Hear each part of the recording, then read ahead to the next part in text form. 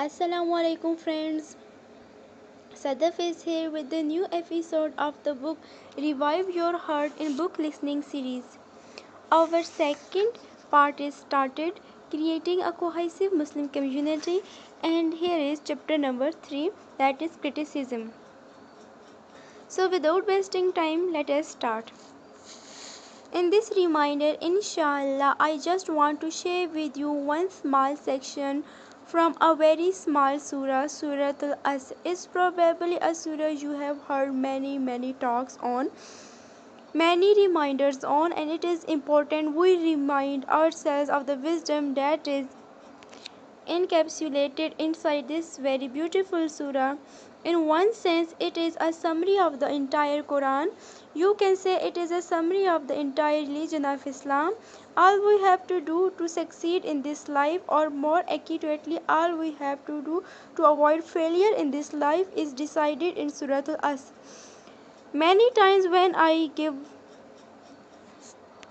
Durus on Surah Al-Asr, I let people know in the beginning, and I will let you know too, that Surah Al-Asr is not about attaining success.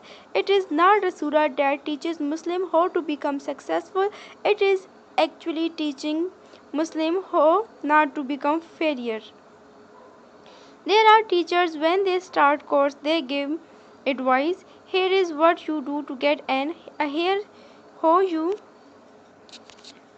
get an 100 on the test. Here is how you become the top student. That is one kind of advice, and that is there in the Quran too. But then there are the other teachers, or there are the other times, and the teacher says, okay, you have to meet these minimum requirements, and if you don't meet these minimum requirements, you fail. Forget about the A. I won't even give you a D. You are going to get an F. You are not passing this class. Surah Al-Asr is about that minimum. It is an urgency for us to remind ourselves of that minimum, because it is important to remind ourselves not just of the higher grades and extra credit assignment that will give us more and more promotions in this religion. None of that is relevant if you are not even passing. None of that makes sense if you are not even meeting the minimum requirements, right? So this reminder is about Surah Al-Asr itself. As I started in the beginning, it is about one piece of it that easily gets neglected. There is one piece of it that we have to pay extra attention to, because Allah Azza wa Jal put four concepted conditions on meeting the minimum requirements. First one is ilalladina amanu. Second, wa amilu salihat. Third, watawasa bilhaq. And fourth is watawasa bisabr. There are four conditions, and in this reminder, more than anything else, I wanted to focus on just one condition, and it is not ilalladina amanu, and it is not Amilu Salihat. In this reminder, I wanted to reflect a little bit with you about the idea that Allah captures inside the phrase Watawasaw Bilhaq. I think it is important to take advantage of short surah and give reminder on them and discuss them more, because pretty much every Muslim either knows them already, even our children know them already, and if you don't, it would take you so much to memorize them. So it wouldn't take much to remind ourselves of this lesson that are captured and the wisdom that is buried inside these words, subhanallah. So first, a rough translation of the surah is in order. By the time low man is in a state of loss, save those who have faith and do righteous deeds, and counsel each other to hold on the truth, and counsel each other to be steadfast. In the surah, Allah swears by the time that is running out, that no doubt every single human being is drowning in loss, in some loss, and then Allah says the only exception are those who have believed and they do the few good deeds that are asked of them. Watawasa bilhaq is commonly translated and they enjoy in the truth. Some more contemporary translations try to suggest they encourage each other towards the truth. These are the kind of translation you get for وَتَوَاصَوْا بِالْحَقِّ. Similarly, for وَتَوَاصَوْا بِالصَّبْرِ, they enjoin perseverance and they encourage each other to be patient. I wanted to dig a little bit first into this phrase وَتَوَاصَوْا بِالْحَقِّ to give us a perspective on what Allah is saying in this incredible surah. But before I do that, I want some perspective of what is motivating me to reflect on this surah. We are living today in a culture that thrives on criticism. People go to see movie and they give it 2 stars or 3 stars or 4 stars. They like to give a critique to it. People watch on YouTube video and they like to comment and present their criticisms in that comment.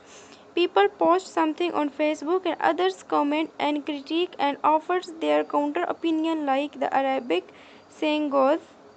Every time somebody voices an opinion, somebody's got something counter to say. There is always counter argument, criticism, evaluation. I kinda like it, I agree, but I don't agree with this thing or that thing. It's okay, it is not a great, etc. So we are used to that kind of culture. That is the consumer culture we are in. You can't even just go shopping. Actually, when you go shopping, you look at the criticism of the product first. You Google trouble with this computer or trouble with this car or whatever, and then you find out what those ratings are. When you go buy something on Amazon, you look at the star ratings or customer reviews first. So we are in the mode, we are surrounded by this idea of constant criticism, and it is not just about being customer, it is become a part of our culture. So now we love criticism. Teachers, students, parents, children, co-workers, bosses, managers, friends, speakers, audience. It does not matter who. The imam might be complaining about the congregation. The congregation might be complaining about the imam. Friends are complaining about each other, usually not in each other's presence. People complain about Islamic organizations. Islamic organizations complain about other Islamic organizations. It is just becoming a thing. We don't even think twice about it. So, as a matter of fact, when I travel and meet people from different communities, I don't know anything about them. I only spend a couple of hours, maybe a day, with those people. They are taking me from the airport. So I say, how your community?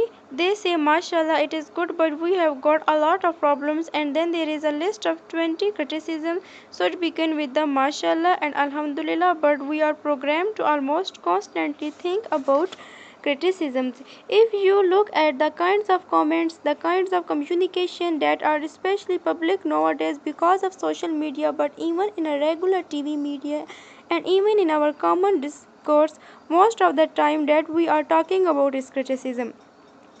Much of what we talk about is critical, and sometimes people hide behind the defense. Well, I am being constructively critical, I am criticizing to improve things. Now, here is the thing with that, and that is what I really wanted to highlight here. This surah is actually giving us a pretty important principle about criticism. It is included in surah, but many do not pay attention to that idea. So, let us think a little bit about this wording. The word Tawassa comes from the original word al-wasiya in the Arabic language. The word wasiya is used when you leave a will. When somebody is dying and they leave parting advice, for example, some elderly persons on their deathbed and their children and their grandchildren are surrounding them before their ruh leaves the body, the few words they say could be called a wasiya. Everybody around them is crying. They are trying to listen to every last word they say because this might be the last time they hear that voice. Those words are going to ring in their head the rest of their lives. That is wasiya. And by the way, wasiya is related to viratha. Viratha is leaving a will, right?